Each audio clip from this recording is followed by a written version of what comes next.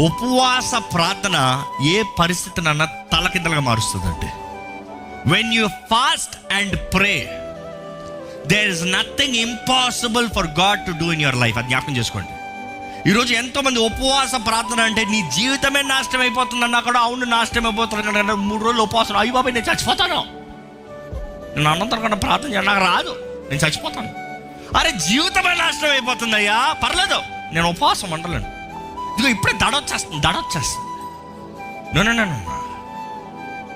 How desperate you want God to work in your life. ఎంతగా మీరు ఆశపడుతున్నారో దేవుడు మీ జీవితంలో కార్యం జరిగించాలండి. ఎంతగా మీరు ఎదురు చూస్తున్నారో దేవుడు ఆయన మహిమని మీ జీవితంలో కనబరచాలండి. ఎంతగా ఎదురు చూస్తున్నాడు పరిశుద్ధాత్ముడు ఒక కార్యం మీ జీవితంలో జరిగించాలని ఆశపడిన ప్రతి ఒక్కరు చేయాల్సింది ఏంటి తెలుసా అండి? తగ్గించుకుని ప్రార్థన చేయాలి. ఉపవాసం ఉంటాం, కారణం ఏంటంటే తగ్గించుకుంటాం. Fasting every time signifies humble.